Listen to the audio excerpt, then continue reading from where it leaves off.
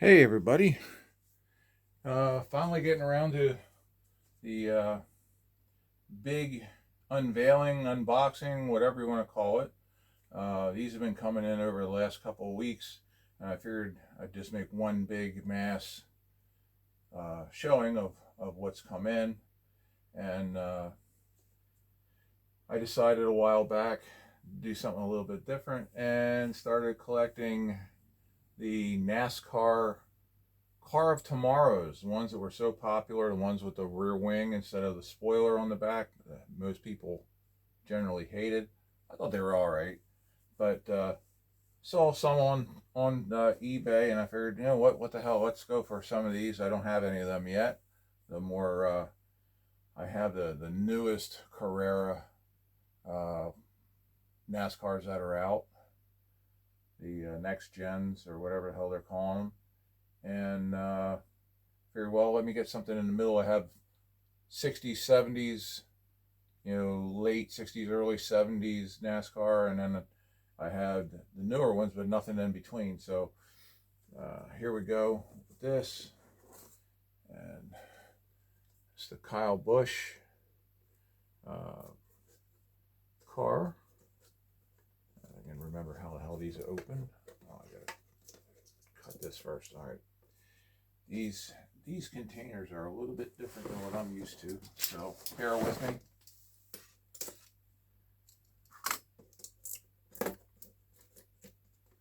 Alright, so these tabs you push in and then you can roll this up. I had to learn that. I was like, how the hell do you open these things? But anyway, that's the car there. And what the hell? Well, these are, what the hell did he do? This is a different way of attaching them. How the hell do you unattach it?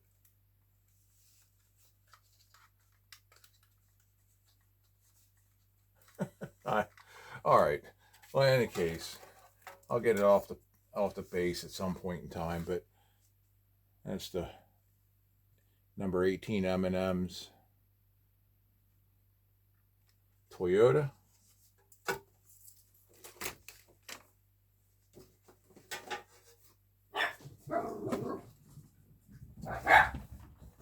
And here we have everybody's favorite female driver. Mainly because she's one of the only female drivers. This is Danica Patrick's car.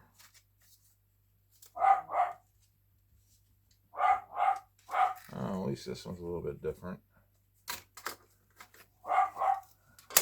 See if I can get this one off the base. What the hell did... Jesus. Man, they didn't make these easy to get apart at all.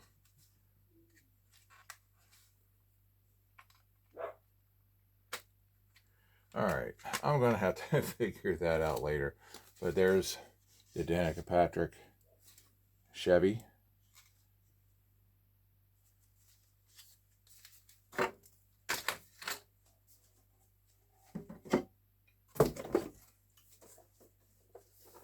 we have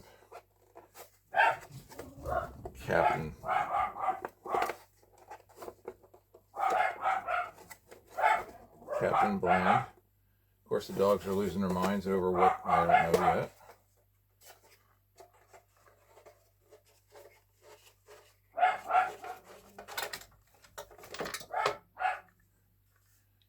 There's the Impala SS of Jimmie Johnson, the Lowe's.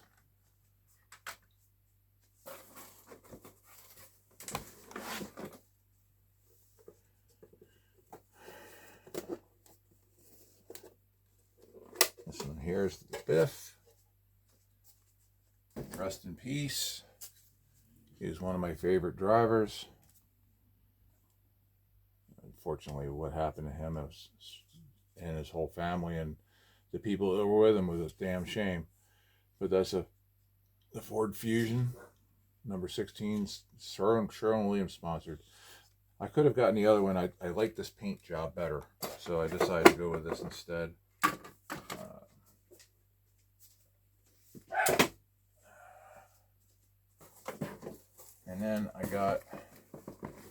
two bodies in white. And these, I'll get some decals from Pato's Place in Australia. If you need decals for anything, check him out, patosplace.com.au.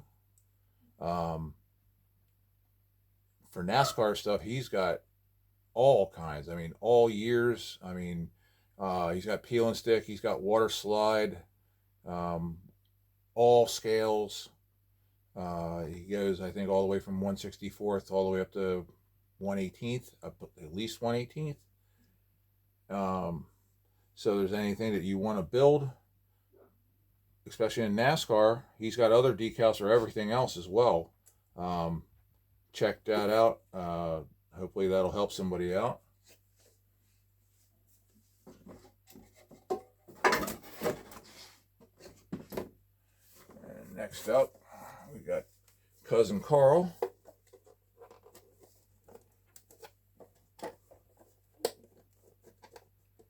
If I can ever get the damn box open.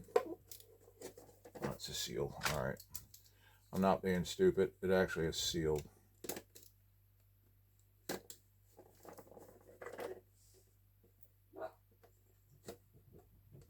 As long as I can do that without cutting the hell out of myself, it'll be all right. All right. Now, let's see if it'll open.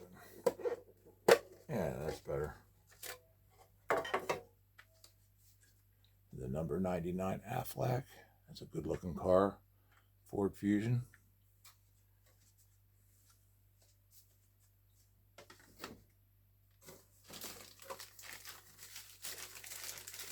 Next up, we got Smoke. Tony Stewart. And number 14 Office Depot Chevy. This might be one of the first years when he first switched over from Gibbs. Forget what year that was, off the top of my head. These cars here could be anywhere. With the wing, they could be anywhere from 2008, I think, to 2010, maybe.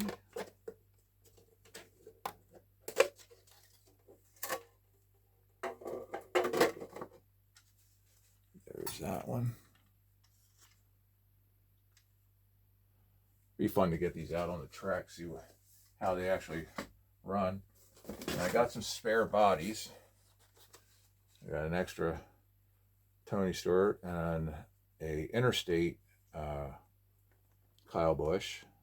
So I can always swap bodies out if I want.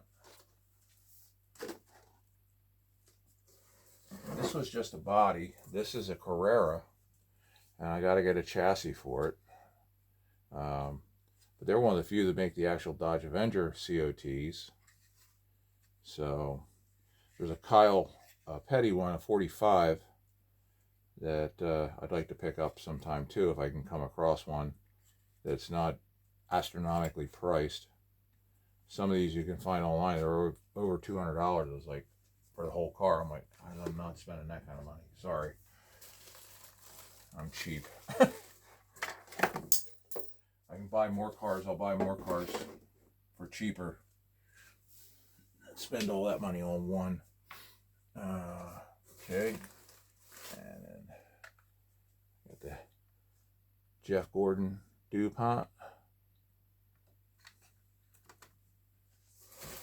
Now these here are bubble wrapped. And that's the Matt Kenseth car. The DeWalt Fusion.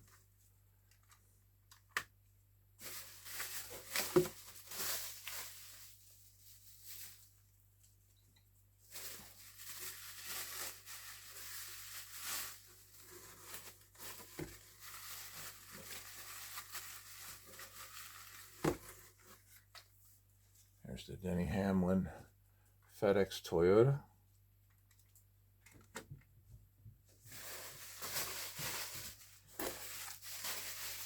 I don't know how many or different ones of these were made back in the day. It's hard to find a list of what was produced, because I'm not even sure what year these were these came out. I'm assuming early 2010s. There's the Ryan Newman Army car.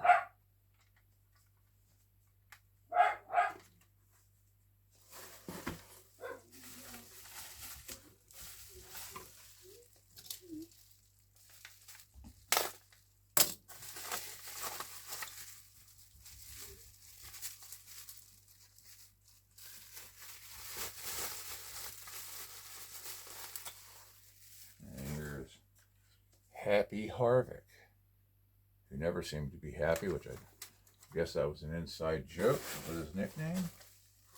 He always seemed miserable. He's happier now that he's out of the car.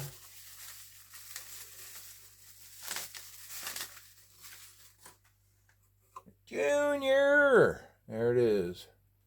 National Guard, number 88.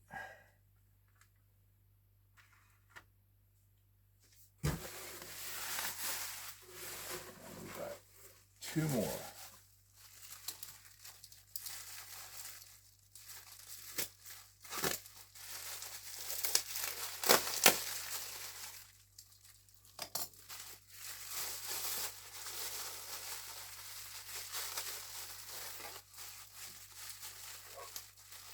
Alright, where the hell is this scene at? There we are.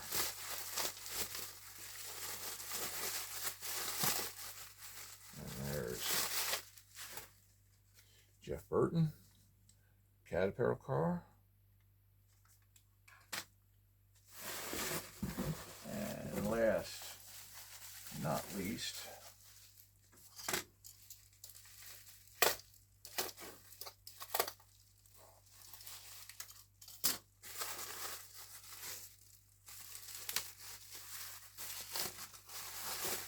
the number one tracker. And that is Jamie McMurray. I can probably narrow down the years of which car is which by the driver that's in each of these. Some it's going to be tough because the guys are in the cars for multiple years. Some others weren't. But that's where we are right now. So there's that one.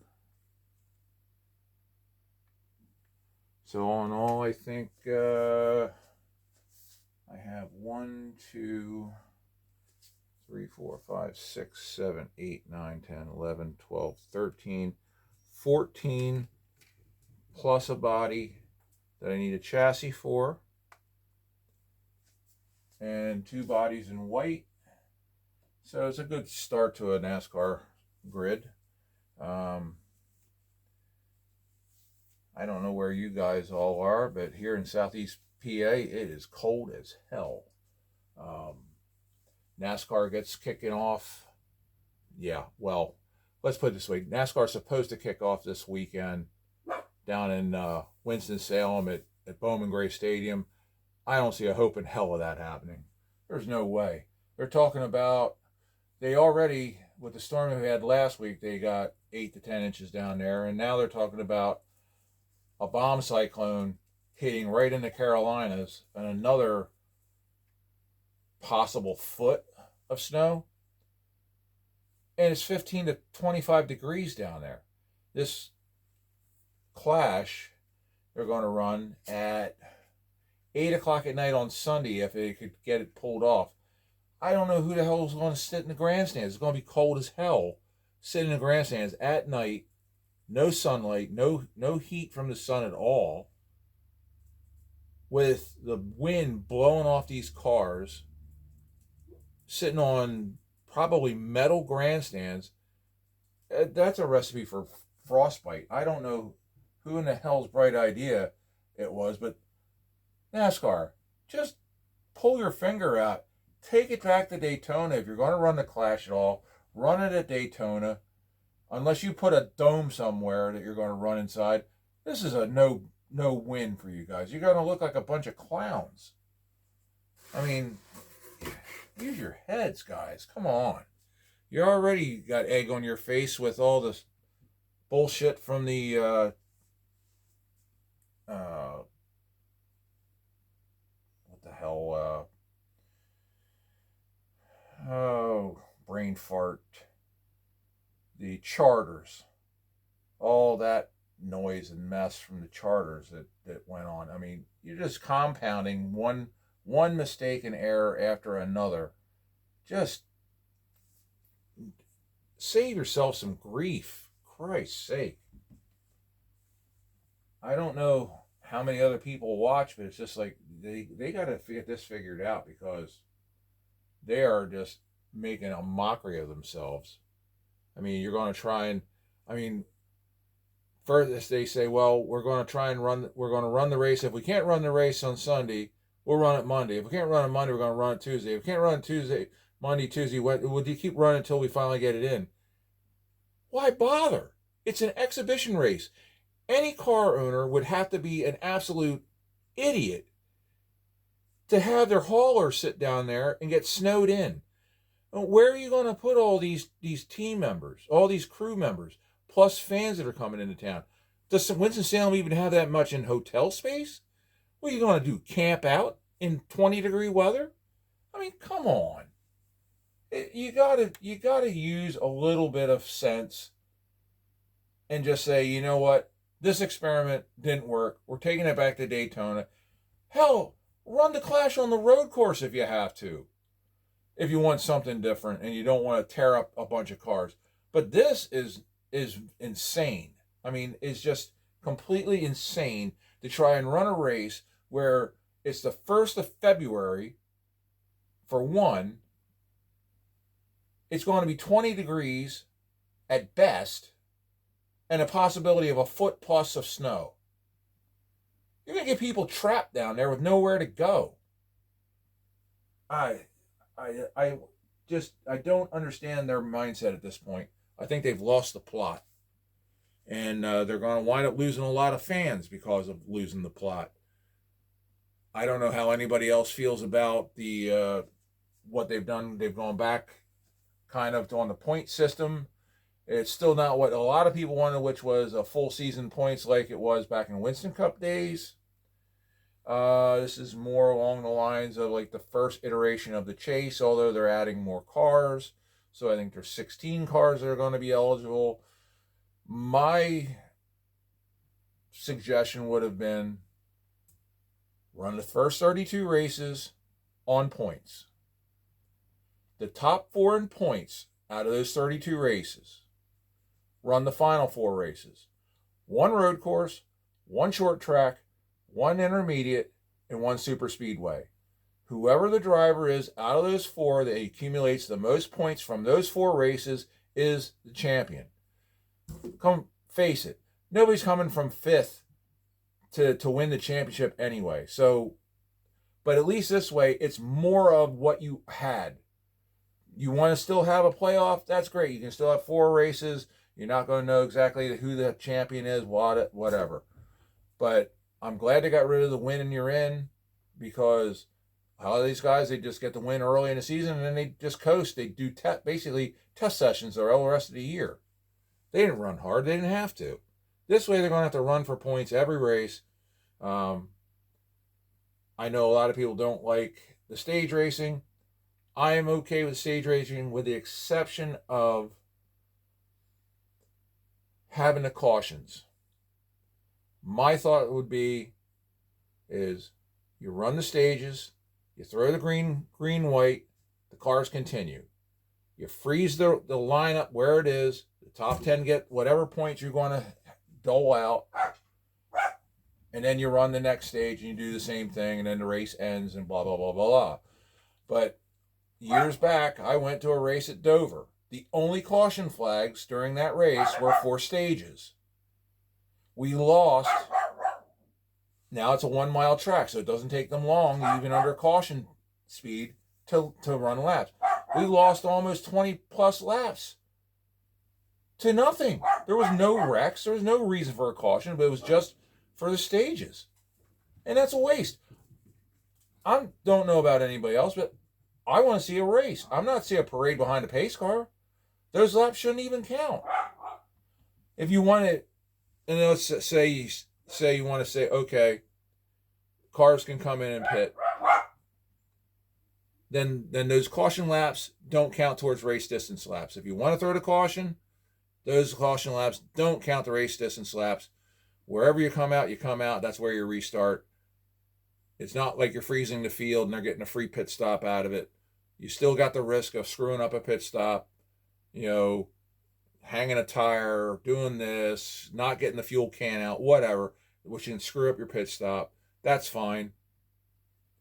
But don't count the laps towards the race total. That's just, to me, it's stealing from the fans. You're charging fans enough for tickets, parking, concessions, food.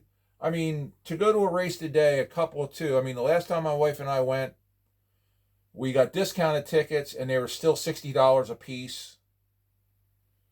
Then you got to pay $20 to park. Then if you buy anything to eat or drink, it's, you know, $20, $30 minimum. And this is going back probably 7 years, because I haven't been to a track since before COVID. When they started getting stupid with all that bullshit, I'm like, no. Even when they were allowing fans to go to the tracks, there were so many restrictions and shit they were putting on people. Like, no, I ain't dealing with that crap. I'll stay the hell home, watch it on TV, whatever. But you charge the fans a ton of money to go see a race. Let them see a goddamn race. But anyway, that's it for this video. I'll have another one coming soon. I have more cars coming on a different racing series. So when those all show up, I'll post the next video. I don't think the next slot car shows are till March, as far as I know. I think there's one in the beginning of March and there's one in the end of March. But who knows, maybe I can find more of these, because the last time I was at the show in Bethlehem, Pennsylvania, there was a guy that must have been clearing out his collection, and he had a ton of these cars, and I wish I had had the money to buy them then. But I didn't. So hopefully he shows up and he has something I don't already have, and I can pick those up. But again, you guys have a nice weekend. Try to stay warm. I know it's cold everywhere just about, even down south. Try not to break your back shoveling snow if you get stuck with that mess. And I'll catch you on the next video, guys. Peace out.